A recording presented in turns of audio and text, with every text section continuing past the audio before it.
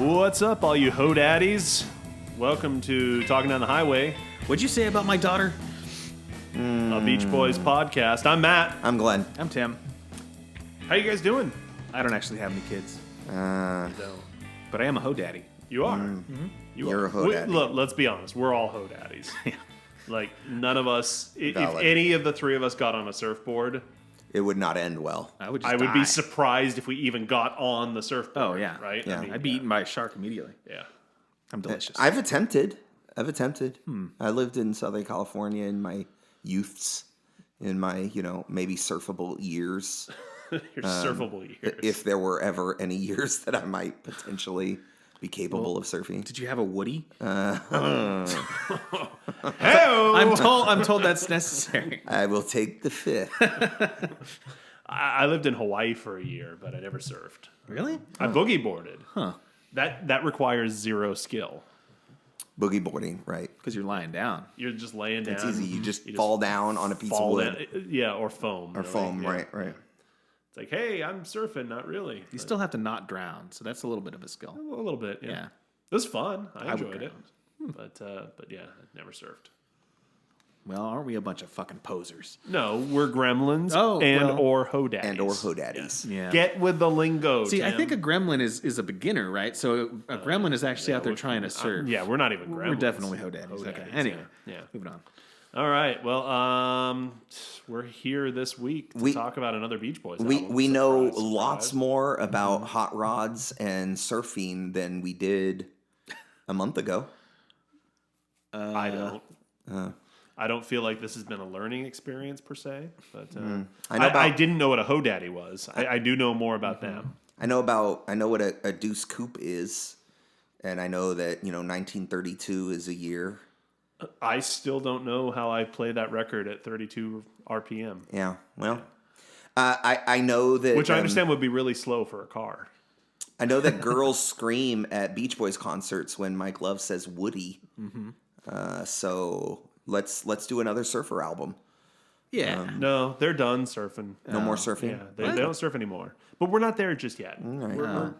We're bantering. Well, what do our listeners say? Do our listeners feel like they are more knowledgeable about the hot rods and the surfings and the girls on beaches? I don't know. They don't talk to us. Yeah, the ones that do are weird. Yeah. Just kidding. Whoa, hey. Everyone's cool. Now we're down to 52 million followers. 52 million. Please engage. Interact. Lots of listeners, lots of Instagrammers. We need to figure out this whole delay of recording and posting memes because Because it's right now. It's 2021. We recorded this. This is probably going to air. It's 2019. Yes, the next 2 years are going to be awesome. Yeah. Nothing could possibly go wrong. Yeah. somebody's gonna come across this 4 years from now, and they're gonna be like, "What are they talking about?" You're Yeah. gonna have to go dig through the Instagram archives and see those snazzy memes that are on the Talkin' Beach Boys Instagrams. And Yeah, But I we're guess- trying not to be as topical with this podcast as we were with the Right. Strange Currencies one, just because this is more of a people will stumble on it. in that archives, case, that case, if you're listening through, you should go check out that alternate, Little Deuce Coupe album cover that Glenn designed so magically. Yeah, this is cool because we're recording in improved advance. upon. We're teasing things that don't exist yet. I love it. It's gonna be fun to see how this all goes. Great, it's great. All right, well, hey, let's take a quick break, and we're going to come back and introduce this week's topic: shutdown. Again? Volume 2. Shut down. Oh, okay. Volume 2, not to be confused with part 2. Okay. All right. We'll be right back.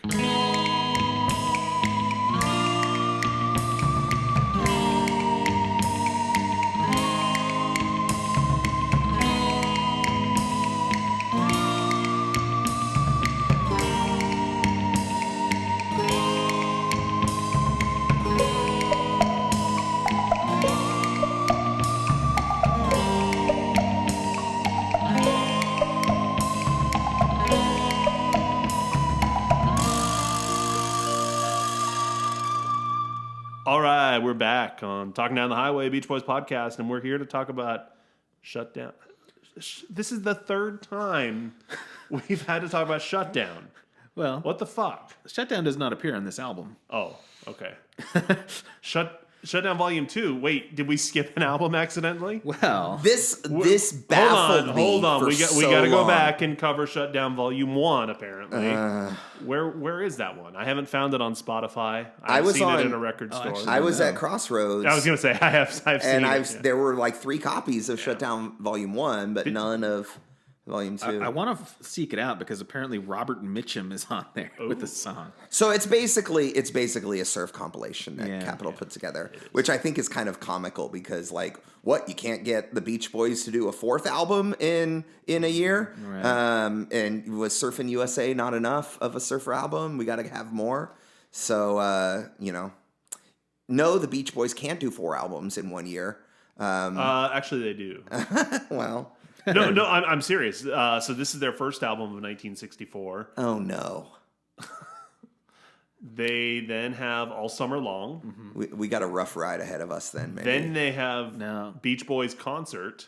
Oh, okay. Then they have Beach Boys Christmas album. So they do actually record and release 4 albums. Now, one is a concert album, but still, I think 4 albums 64 in 1 year. is a good year for them. I mean, pretty much all the videos if you search for just performance footage of them on YouTube, it's all from 64. They're really kind of coming into their own, getting real famous at this point. But as far as the actual material, we'll get into that. Well, hey, I mean, there's some bangers. There are on this one, but they're also spreading them a little thin, maybe, right? Yeah. Yeah. And let's be honest, of those 4 albums, there's 2 that are like new albums that include new songs, non-Christmas, Beach Boys material, non-cash grab necessarily or focused. At this point, everything is a cash grab, right? There's still very much this let's strike while the iron's hot kind of mentality. But Shutdown Volume 2, if we hadn't already said this pretty clearly, Shutdown Volume 1 is not a Beach Boys album. It's just this Capitol Records compilation that has, 4 or 5 Beach Boys songs, I think, on it. And then some other surfy kind of car Southern California things. I don't own it. I've never heard it. I don't. I have, as you mentioned, encountered it at record stores, but I haven't ponied up the $15 or whatever it would cost to get it because, This is funny though, calling that's Shutdown. It's really not very related to the Beach Boys, and then putting out a Beach Boys album called Shutdown Volume 2. It's really dumb. So the movie it's almost October. Anyway, the movie Dawn of the Dead, right? We're talking zombies now, just for a moment. Okay. It's the second of the Dead trilogy, by George Romero. In Italy, it was called Zombie, Zombi. So that's Zombie. Okay. And so another director comes along, Luciano Fulci. He makes his own zombie movie, calls it Zombie 2.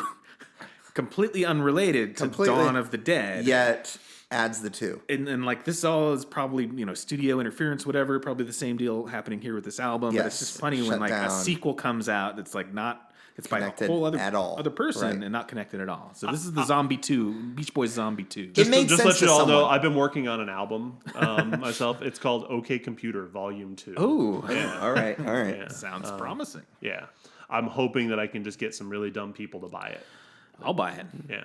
Volume 2, though. Pretty I'll dumb. buy it. Yeah. All right. Okay. So, this is their, I've lost track, 5th album. Yeah. Yeah. This is album 5. There's, it's thin, but we'll break it down track by track here. These boys seem like they might be being pushed a little too hard. Maybe. Will this album bear evidence to that? Like, are they? Is Capitol Records asking too much of these boys? Yes. They've already driven one of them out of the band at this point, right? Well, Murray did. Yeah, I guess that was Murray. Well, Did you get to that part of the movie yet, Tim? Not yet. Wait, fill me in. What's happening here? David Marks is gone. Well, right, but what did Murray do? He took those beautiful teeth and he just up and left. Pulverizes them. Well, in the movie, I don't want to give it away because Tim hasn't really seen it. Spoilers. David leaves the band. Tim, sorry. Right. There's like this scene where they're leaving a concert or whatever, and Murray is telling him that he needs to like carry his guitar amp out to the van or whatever, and he's like, I don't want to, it's too heavy. Like they make him super whiny, and it's like almost his only line in the whole movie, basically. And he's like, take your amp or whatever, and he's like, I don't want to, it's too heavy. And then he's like, I hate you, Murray. And then Murray's like, I hate you, Murray. It's like super childish. Nice. It's really kind of a dumb scene. We were just praising this movie. We're talking about the Beach Boys, An American Family, which you can find on all the finest YouTubes out there. There's a version that someone I think like pretty recently put on there in 4K with color correction and stuff. It looks pretty good. Okay. I've gotten to the part. I just got past Dennis punching Murray in the face. And Brian just met the Honeys, who in this reality already had their name as the Honeys, and we're just like, hey, we're the Honeys. Yeah. Which is not the case. There's some artistic license taken with this film. One day we're going to talk about that whole movie. We'll do a whole thing, and it'll be called I Hate You, Mary. I suppose I should watch it then. Wow. It's entertaining. It's 3 not hours bad. long. Yeah, because it's actually a mini series. It was a 2-part mini series, so it's about 3 hours. But you watch it in 2 parts. All right. So anyway, 5th album. These guys are being pushed really hard, and we're going to see over the course of this record, are they showing some signs of wearing down because of this intense demand from Capitol Records, from Murray, from the expectations of Shutdown Volume 3 looming, which was supposed to come out like 4 days later, and all that stuff. They're actually, we talk about context here. This album comes out in March 2nd of 1964, and upon arrival, already kind of was passé. And do we know why? 64? I mean, March of 1964. British invasion stuff was starting to happen then? 2 or 3 weeks prior, the Beatles had arrived in America, played on Ed Sullivan, and the entire musical landscape has now shifted in a decidedly different direction. Interesting. And so this record, weirdly enough, I mean, they recorded it in a pre-Beatlemania existence, pre-Beatlemania America, and it came out in a post-Beatlemania America. Weird. And so you can probably imagine that, I don't know, maybe to some followers of rock and roll in the spring of 1964, it maybe already felt anachronistic. That's interesting to think about, yeah. I didn't consider that. Well, the boys, they look nice and confident here on the cover. Well, except for the old balding man in the middle. And he's got this like sneery, awful smile on his face. Hey, wait a minute. Sounds like it's time for an episode of Sound of Vision. What?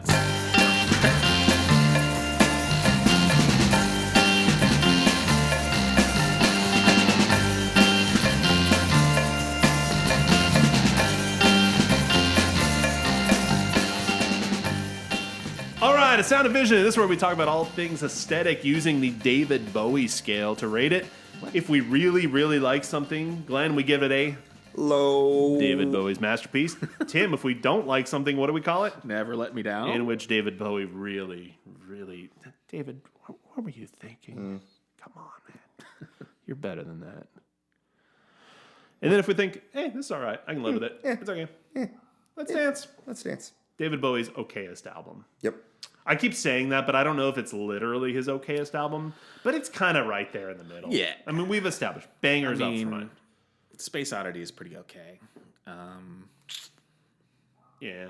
I was going to try to argue against that, but it's like really good. And then it ends pretty well, too. I like Memory of a Free Festival. Me too. Right? And I like Signet Committee. There's some good stuff in the middle there, but it's not like, there's nothing like his other stuff where he actually gets like... Ladies and gentlemen, this is now a David Bowie podcast. Right. Maybe Bowie could be our next... I don't know. Anyway. Reel it in. We're looking at the... fuck are we? Oh, yeah. Shutdown Volume 2, The Beach Boys. Okay. I already have to give it... No. I'm doing it on principle. I'm putting my foot down. Never Let Me Down. What? What's your principle? What's your principle? Shutdown Volume 2. You're making a sequel to an album that wasn't even your... Maybe I'm unfairly taking out my frustration in no sound aesthetic... and vision. Yeah. But just the fact that it's right there in the middle. Shutdown Volume 2. Well, where the fuck is Volume 1 then, Beach Boys? Tell me. And that bugs me. And I don't know of a better place to really vent this frustration. And the fact that the bolded song titles, one of them's the cover. Why Do Fools Fall in Love? Like, it's not even their song. Well, and one of them's not even a song. It's just this, we're going to get to it, but... Right. It's almost like side A, track 1, side B, track 1. But then if you look at the rest of the songs there, they're not in the correct order. Yeah.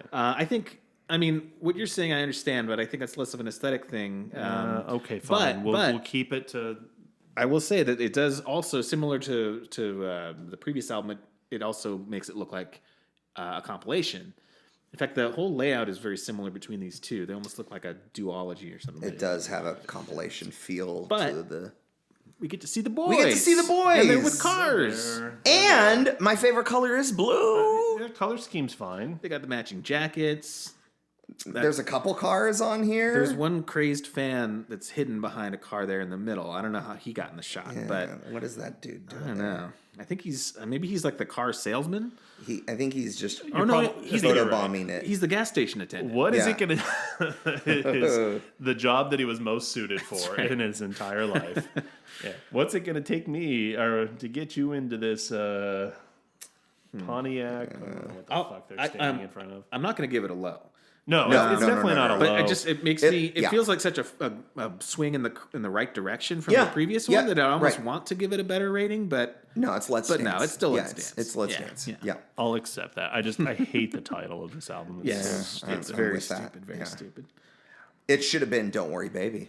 That should have been the title. Yeah, the album. It should have been Catch a Load of This Bald Guy in the middle of the picture here. They were making seem like he's our leader or something. Well, I got other issues. Shot. Yeah, fine, whatever. Let's Dance. Okay. Okay episode. Fine episode. That's fine. It's a fine episode. All right. Well, let's take another quick break here. Oh, wait. Are we still just real quick? Just context. If we're talking context, yeah. Go ahead. Got to talk about the master tapes. Oh. So apparently, this is from Wikipedia. The multi-tracks, deep research here. for the album went missing shortly after the album's release, and none of them were recovered until 2009. And then more of them were recovered later. Basically, the only reason that there are like stereo mixes at all or remasters is because those tapes eventually showed back up. But I would say they should have stayed lost. Oh, really? Oh, yeah. I don't know if you guys did any listening to the stereo mixes. I did, but I was in my car. I didn't give it like the proper even headphone. In the car. Like fun. Immediately, like they put each of the double track, mic vocals on, like they're each on one channel and the other, you know what I mean? Like, so they're coming at you from two directions, but somehow it sounds like there's less reverb or something. Like they're way too dry and all the vocals are way too high in the mix. And then at the end, like the music fades down before the vocals fade out. It's really awful, like jarring. Like I don't know. It's just a really ugly mix. Okay. And then I didn't even listen to the whole album that way. But even track 2 was just all of Brian's vocals were like jammed to the left. It was really bad. So track 2 is not any good anyway. So. Right. Yeah. But the mono mixes sound amazing and like fun. Just sounds. Yeah. Great in mono. I noticed, as I listened to the mono the other day, that it just sounded really, really vibrant. Right. So I was almost like, is this some sort of new remaster? But no, it's just the original mono version. So it's good that those tapes got recovered just for historical, purposes. For posterity. The what they did with them was not good. Yeah. All right. Well, we're going to come back and we're going to talk about side A.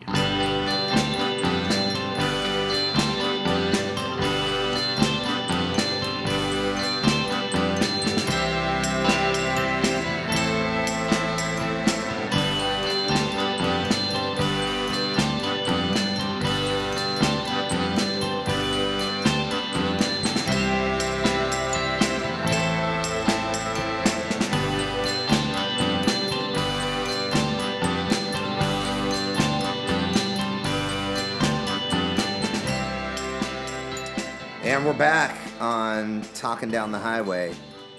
Beach Boys. Talking Beach Boys. Shut Down Volume 2. Yeah. A-side. Fun. Are we having fun?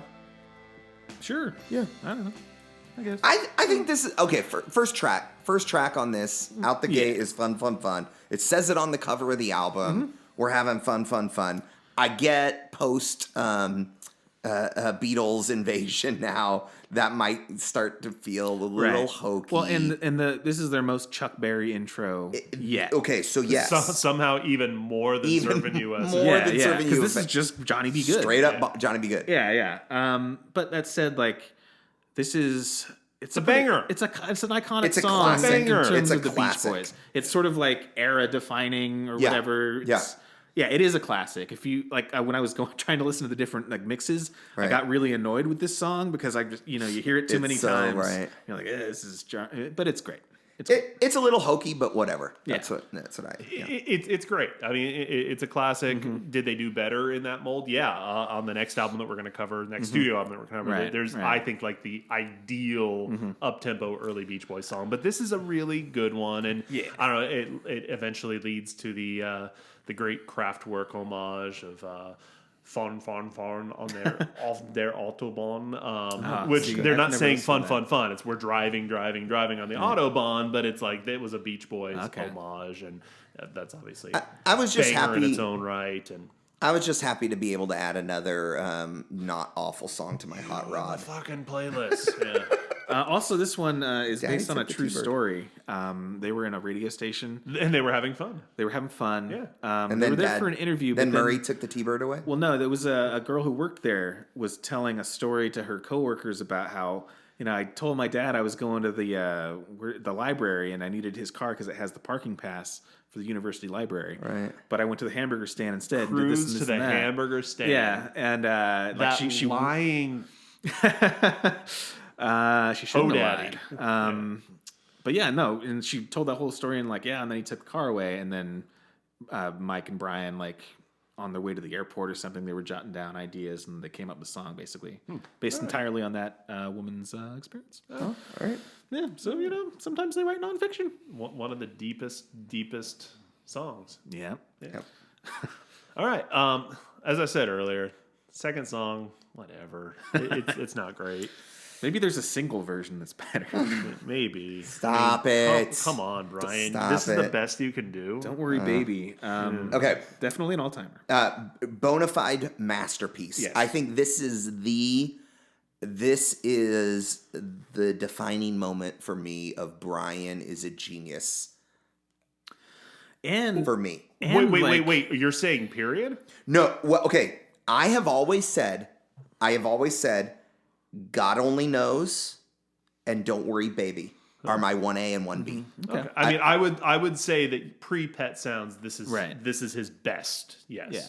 But okay, but I've always put those two, those two are mine. But then I realized after listening this in context that it's about a car. Oh, well, it's about a drag race. Yeah. You never realized that before? No, I didn't either. I didn't. I think I never knew. I don't know. I guess I just resonated with that it's yearning for comfort, for there's just this general anxiety and there's this under the surface.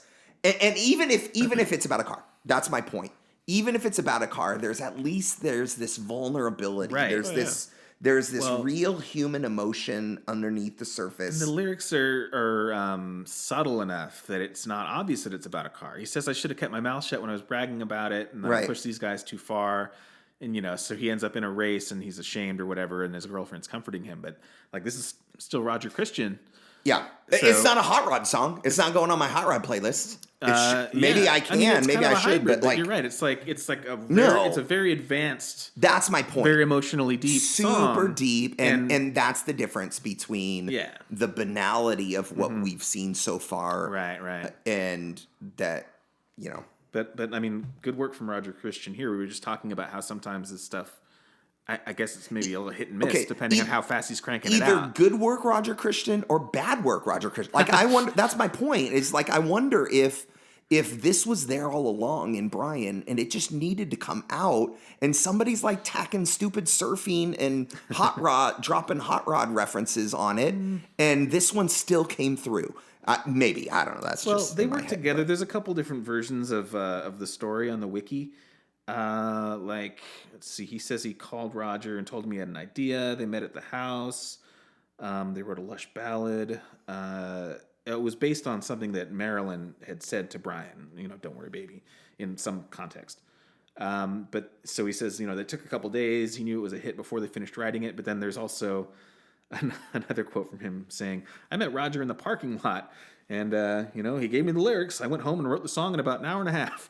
So he's an unreliable narrator. Right. So Yeah, either they sat together and really thought it through and is very meaningful, or it's like, hey, Brian, check this out. Maybe you can put some music to it. Yeah. But regardless, the outcome was incredible. It's glorious. And his vocal performance is his best yet. Yeah. Too. Melts you. And it comes out as a single actually a couple of months after the album does. And they're cranking stuff out so quickly that the A side of the single is a song from the next album. Right. I Get Around. And talk about an A-B. Ooh, that is... Yeah. What a an combo all-timer. right there, right? Just it charted separately though, so it had its own ranking in the charts. Apparently, 24 is where it peaked. 24. Well, I'm sure there were 23 better songs ahead of it. But there's there's a really in-depth wiki article about this. There's just so much sort of behind it. Like he pitched it to the Ronettes first, allegedly, but Spector wasn't going to record someone else's song. Yeah, he wrote it basically as a reply to "Be My Baby," Be My which Baby. is over and over again. He claims is his favorite song ever. He wakes up every morning listening to it, still to this day. Yeah, which was also I saw this on the internet recently. Is that even "Be My Baby" was kind of a Dion song too. We mentioned Dion in the last episode. There's a Dion in the Belmont song. I forget what it's called, but it's basically the same structure and melody as "Be My Baby." So Spector lifted it probably from them, and then Brian was inspired by that. Not really ripping it off at all, but yeah. Maybe that's why it took me so long to recognize the car motif, is because I always thought of it. Yeah. I think I'd heard that story, that it was a response to "Be My Baby," and so I just kind of always thought. But One interesting thing that I found out, this is the time where it's kind of fuzzy as far as who's doing what on the albums and how much the Wrecking Crew is kind of taking on and whatnot. But this one specifically was all Beach Boys, all playing their instruments. And he's not really doing the wall of sound, even though it kind of has that feel to it. It feels like a Spector song, but he hasn't really gotten into that whole thing yet at all. But still managing to make a song that feels Spector-esque without doing that is an accomplishment, I think, in itself. But yeah, it's just the Beach Boys that are credited on this one. It's so good that it just makes me confident that the rest of this album is going to be amazing because he's operating at such a high level now. Finally, that we've gotten past all that inconsequential, goofy filler because he's shown that he can write such an eloquent song. And we get to the next track, and it's beautiful. There's so much glorious lushness, and then Mike starts singing. I don't even know that the intro to the song already being kind of generous to it. No, listen to the intro of the song. Lot? Yeah, in the parking lot. Right. The intro is beautiful. It's it's got some of that wall of sound is coming, and there's some potential here. And then all of a sudden it shifts, and Mike's voice comes in, and it's awful. My only note that I have for it is awkward melody. It's just such a weird, uncomfortable melody to that song. It has kind of another Do Ron Ron reference, and it's also a little Dion-y. I wrote that it's pretty good, but it kind of sounds like they took fun and tried to tweak it a little bit. It doesn't work nearly as well.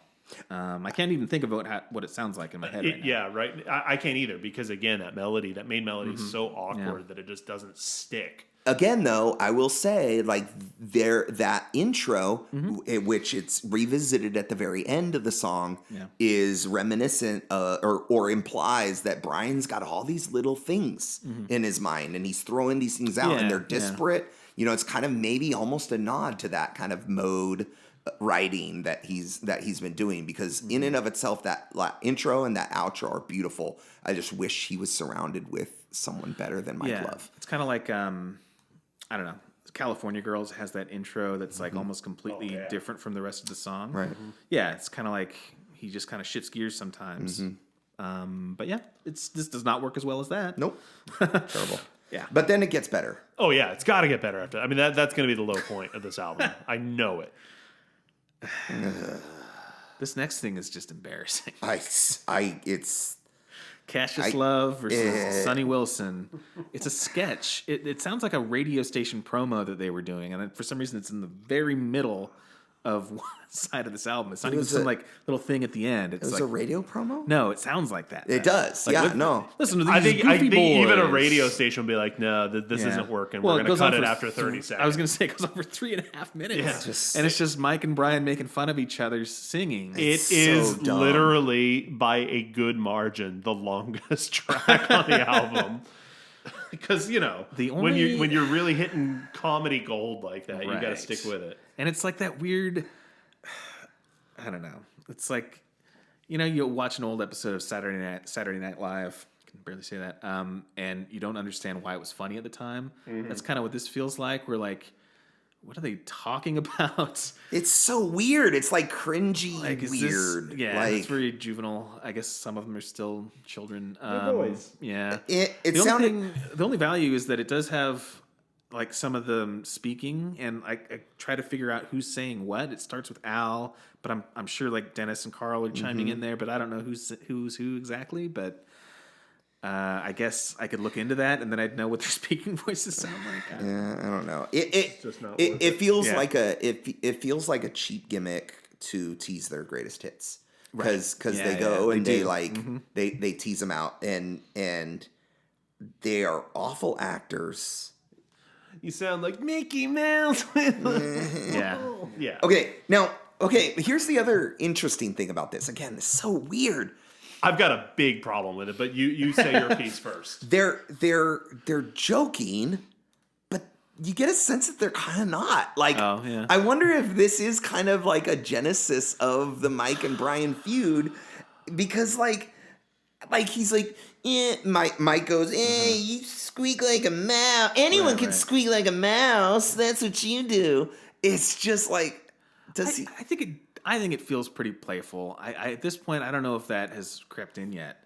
I don't know, but like part of me, it gives me this like thing that Mike's got this chip on his shoulder, and so he's like trying to tear down a little bit, and I guess maybe Brian, in my mind, I think maybe Brian goes along and says, okay, I'll make fun of you too. And, well, that I think is true for sure. But it feels like Mike. If this feels like a Mike idea, hey, we gotta make reference to all of our hits so that people can buy it. And they want to, I'm afraid that people might be making fun of Brian's falsetto singing voice. So maybe we should just get ahead of it and joke about it. Because he thinks it's dumb, and I don't... It's got all kinds of problems. My biggest problem with it is it presents Mike and Brian as like the two creative minds behind the Beach Boys going to battle with each other. Like these are the two figures of Mike is ancillary at best. Okay, like this is Brian Wilson's band. He is the talent. So you're saying there's a clear winner. You might even call him a good guy. Oh, yeah. It sounds like it's time for an episode of Heroes and Villains. Well,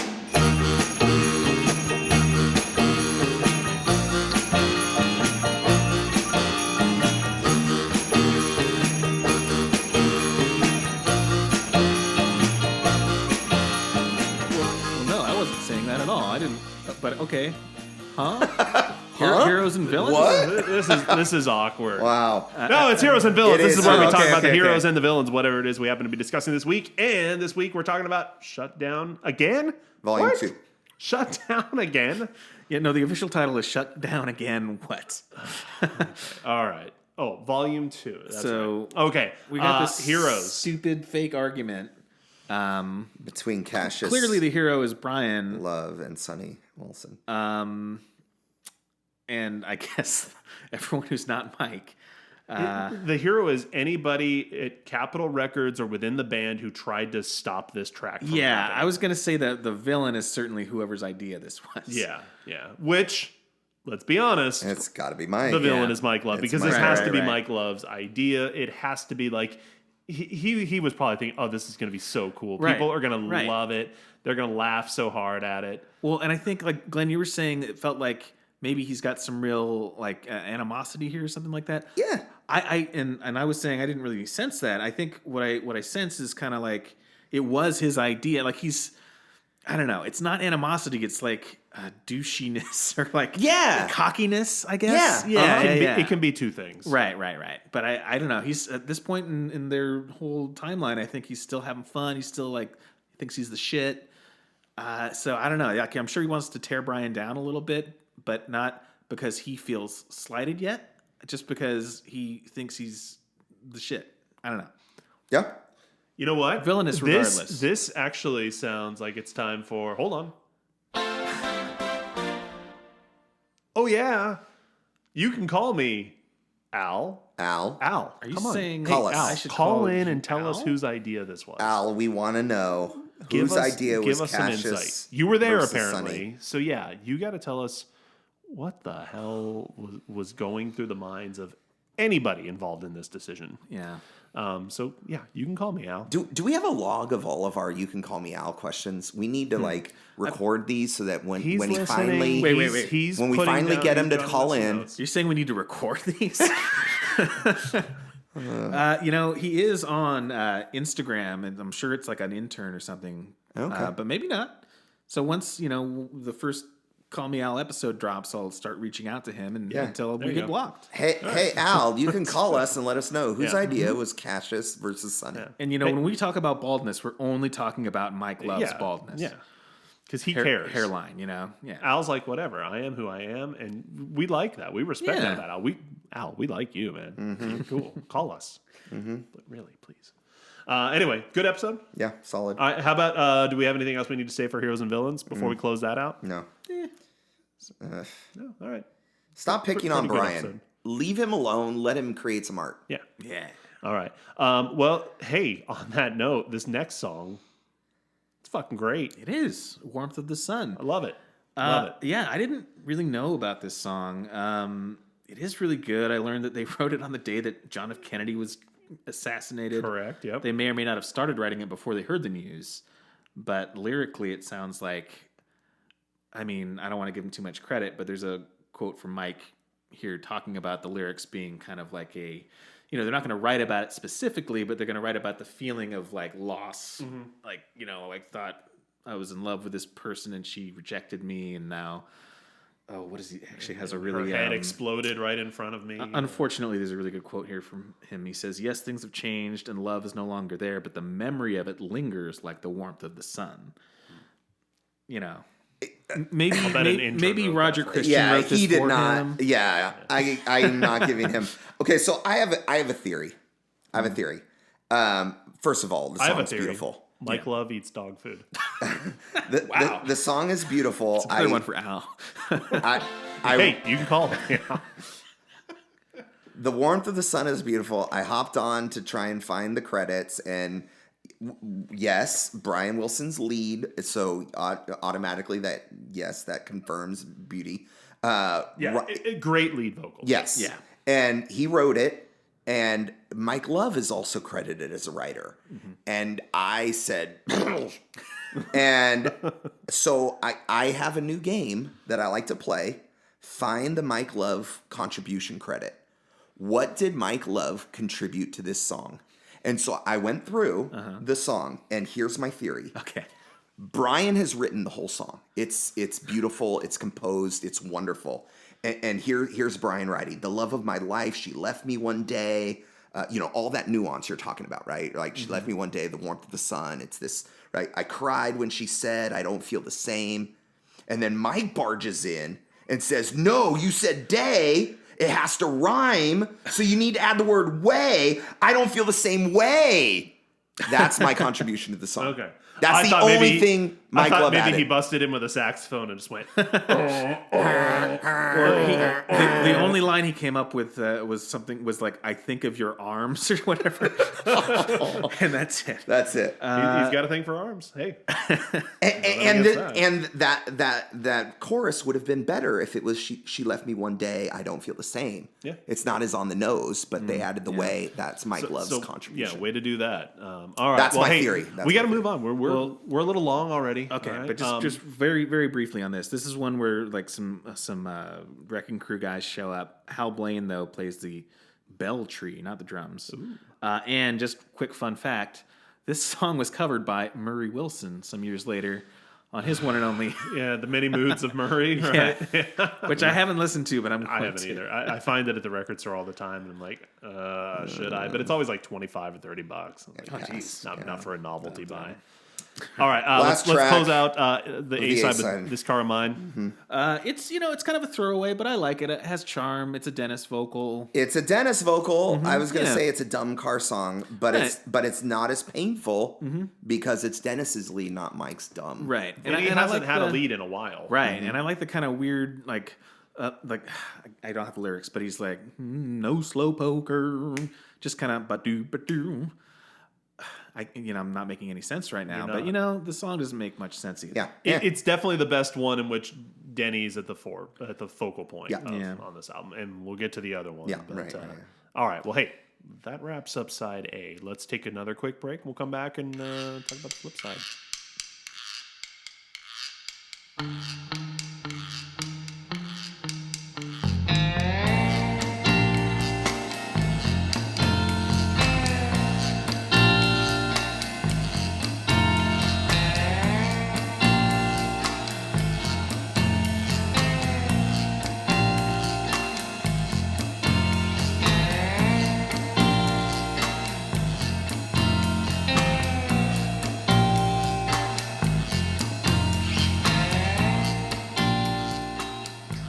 All right, it's time for the B-side of Shutdown Part 2. Shutdown 2, Shutdown, more Shutdown. Wait, Shutdown again? Shutdown Volume 2. All right. That doesn't make any sense. B-side track 1, Why Do Fools Fall in Love? Meh. Well, it's a Frankie Lyman and the Teenagers. Meh. Number 1 hit, 1956. Well, but okay. I actually think it's a really good cover. Yeah. Meh. Well, okay. Like Brian's vocal, I think, is really strong. Well, so here's my theory. Again, after weirding my way through that Cassius and Sonny, I now have a theory. My theory is Mike is really like insecure about their cool factor, and I think he's like, ooh, I think maybe people might. He doesn't understand what good art is, and I feel like Mike is like insecure about Brian's falsetto. And he sees, ooh, Frankie Lyman did it really well and it was popular. Let's do that and show them, look, Brian could sing that. Let's make that. And you know what? This song, Frankie Lyman, the Why Do Fools Fall in Love, has a really cool saxophone solo.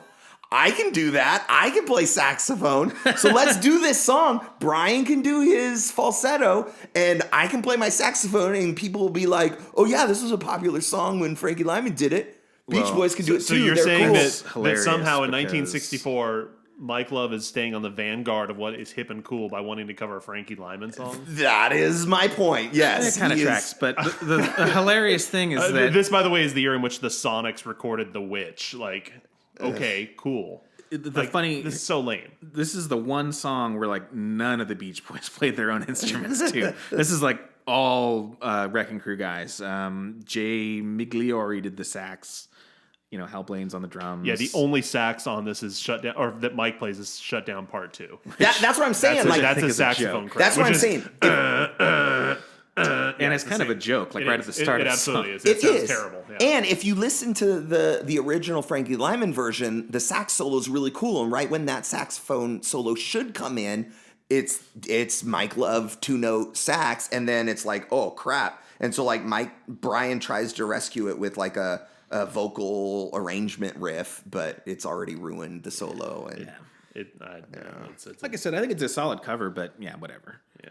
All right. Pom Pom Playgirl. Pom Pom Playgirl. It's a Carl vocal, and actually, Mike is credited for tenor sax on this one. I can't think of where the sax is. Well, I didn't see that on Rate Your Music, but I'll take your word for it. I did some cross referencing, and I don't know if Rate Your Music is a great place to look because there were none of the Wrecking Crew guys. It doesn't seem thorough at all. Yeah. But yeah, it's kind of inconsequential. It's a cheerleader song. Dumb. It's super dumb. And my note here is move past high school already. Right. Yeah. I mean, you're making your 5th album at this point. Well, I mean, Carl is still like 17 or something. Mike is like 47 years old. Just stop hanging out and talking about the high school girls, Mike. It's getting creepy. But even beyond that, though, like I think they're so fixated on the banality of just these really inconsequential things yeah. like high school and that. And her best friends and cars running and back or cheerleader, whatever, right? And fullback. the fullback. Al that's Jardine, right. the fullback. but like even Why Do Fools Fall in Love? It has more heart and emotion to it. Like why not? Sure. Why not at least tap into those things? Right. Well, I mean, they're still in the like, let's just make a catchy radio hit that the kids will like. They're still trying to appeal to the high school kids. But it's a minute and 27 seconds of just dumb. Yeah, I mean, it's not worth spending time on. No, I'm done with it. All right, keep an eye on the summer or on summer. I like this one. I think. Yeah, it's pretty, but it's doesn't really stick. In Brian's the lead vocal though, that's why I like it. I think. This was co-written by the Bob and Sherry guy. Yeah, it's not. It's not quite great, as dumb. but it's fine. It's not quite as dumb as the others. It's about teen love. I mean, at least there's some emotion in there. There's no Woody in it. My note is it's pretty good. I put pretty. There should always be Woody. So yeah, Shutdown Part 2. So it starts out with it's literally just those two saxophone notes, twice with no other instruments. Like they just threw it in to be like, remember this, Mike? This bullshit. And it sounds very honky and like.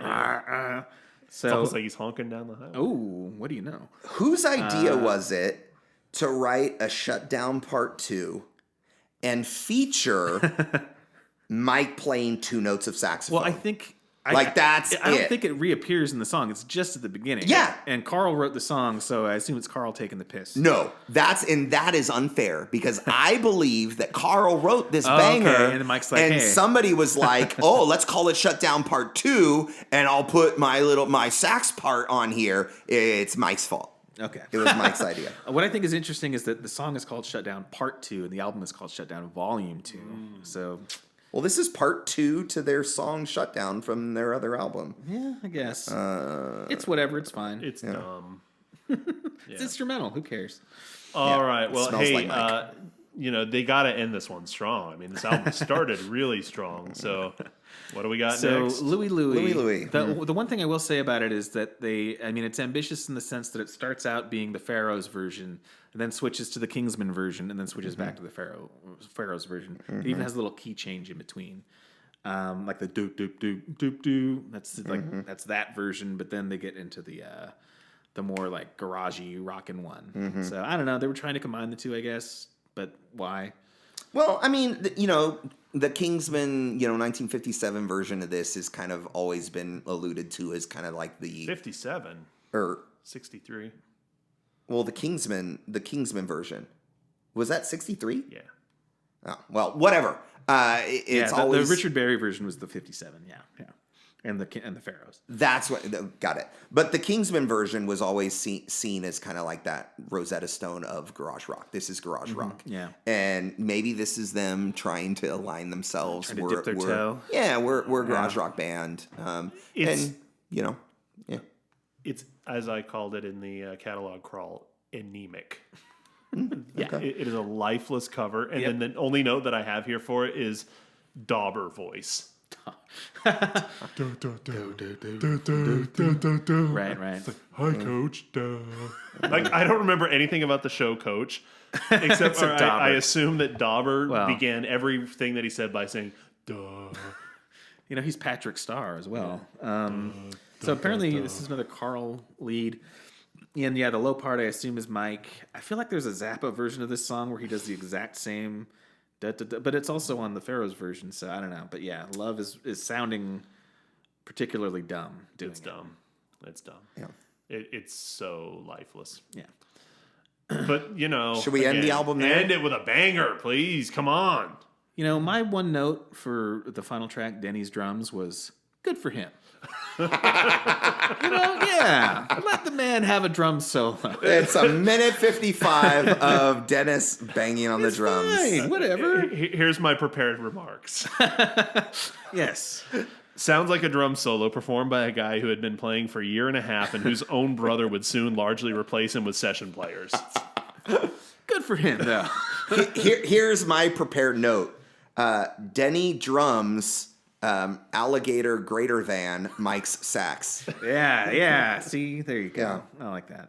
Yeah, it's dumb. It's filler. This is what you get when you crank out 3 albums in a year. Yeah.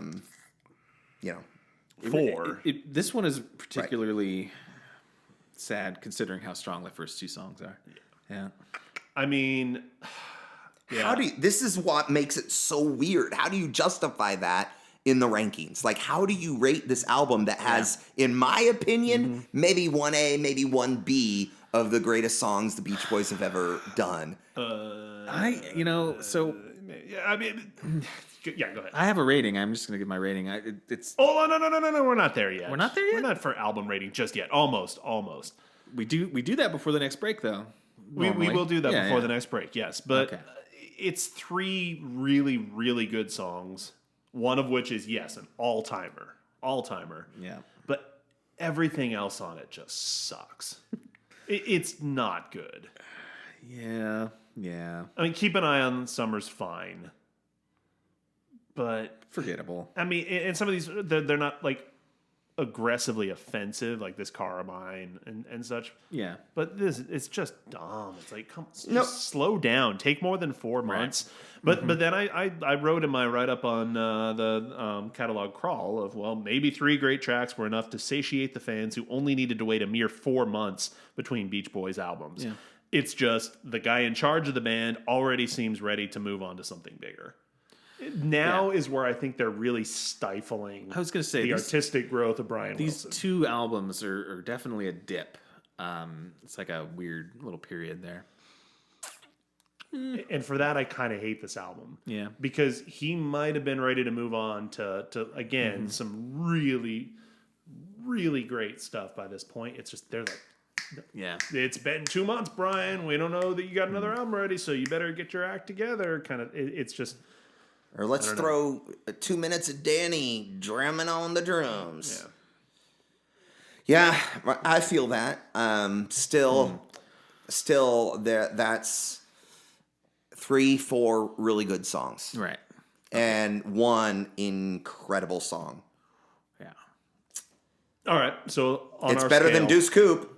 No. Yeah, see, that's where I'm struggling. So here's the thing. There's no... We rated it 1 spot higher on the catalog crawl. 1 spot higher than Deuce Coupe. on a scale of 10 to 10? Or... no. We rated it 1 spot lower. Okay. Actually. Whoa. My instinct is to give this a Bruce as well, because there aren't any recycled songs. There are covers. They're really weak. Well, one really weak cover and one that I think is pretty good. And like really good songs too, and like just the balance of it. Like there's such bad stuff, but then there's also good stuff. So I was giving it a Bruce, but I could be talked down to a David. There's a consistency even to Deuce Coupe that this one doesn't have. Like Deuce Coupe never gets anywhere near as good as this one does, but it also never gets anywhere near as bad as this one does. True. This one has some utter trash on it. Yeah. The Cassius and Sonny bit. Yeah, There's you're right. There's 10 minutes. That thing's it big. There's 10 minutes. Or even somebody being generous would say there's 10 minutes of music on here that sucks. Yeah. Okay? It's a 26-minute long album. 27, 26:58. Yeah. Okay? And if 10 minutes of that is garbage, this stupid skit, this stupid drum solo, this absolutely lifeless cover of Louie Louie, you're talking about a third of the album right there that's just worthless. Worthless. Good for Danny, though. But it has 3 fucking great songs on it. And so that has to count for something. Sure. If we're rating these as an album production, but again, are we there yet? Aren't we still in the singles era where we're cranking out, people are selling these as singles, and we got Don't Worry Baby and I Get Around. Like, honestly, I would rather own this album than Deuce Coupe. Because I'll put this album on and get to listen to Fun, Fun, Fun, and Don't Worry Baby, and then just turn it off. And then turn it off, and then go do something else, and forget about Flipping the Side. Yeah. If they had put The Warmth of the Sun as track 3, and then you're like, oh, I can just listen to those 3, and I never have to even pretend that the rest of it exists, then that's fine. The thing is, I think part of the reason why I just have this hatred of this album, and it's not the worst one that we've heard so far, I wouldn't say necessarily, although it might be. I don't know. But the reason why I hate it is it just feels like it is stifling. It's holding back what could have been better. Right. If you look at their next album, and we're going to get there soon. I'm looking forward to We're it. actually sidestepping because I think we're going to do the first live album next. But if you look at their next studio album and you think, whoa, this comes out like 3 or 4 months later, what if that album also had Fun, Fun, Fun, Don't Worry Baby, and The Warmth of the Sun on it? All of a sudden, you're talking about a fucking phenomenal album. Okay. Right?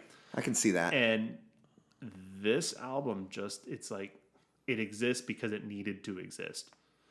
And I kind of hate it for that. Yeah. Contextually. Right. And the live album, what a stupid title. Yeah, that too. Yeah. The live album is not next, so the good one is next. You're correct. Yeah. The live album I think is October, Right. and July is all summer long. So yeah, we get to talk about the good. I'm one excited next. about that. It is good. Yeah. To tip our hand a little, but with all that said, I'm still saying Bruce Johnston because those 3 songs are. Oh, good. No, I'll give it to Bruce Johnston. That's where I am. But again, I was probably David Marks for Deuce Coupe. So whatever. Okay. All right. Well, hey, let's take one last break and we'll come back to wrap it all up.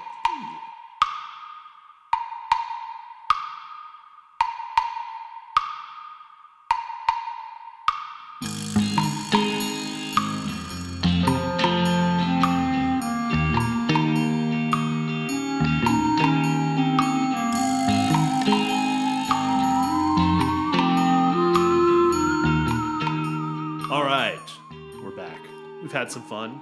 We've had some arguments. We've had some fun. We've had some fun. We've had some more fun and even some more. Yeah. So go to Strange Currencies Music. Go check out the catalog crawl. See for yourself. Go try not to listen to Cassius versus Sonny. Hey, actually, wait. There's another poll for us. Oh, which album is better? Yeah. For the last one, we said the poll could be which version of is less bad is better of Be True to Your School. For this one, how about you tell us who's right here? Is Shut Down Volume 2? Wait, Shut Down again? Oh yeah, yes. no. Or Volume Little 2. Deuce Coupe, the better album. We're gonna put that poll out there for y'all. Yeah. But yeah, go to Strange Currencies. Find us on Instagram, Talkin' Beach Boys and Strange Currencies Music. If you're watching us on YouTube, smash that fucking like button. Thank you. Subscribe. Thank we you. need them. Really. We got to get onto that Beach Boys cruise. We want to get on that fucking cruise. We want to throw Mike Love on and... Hey.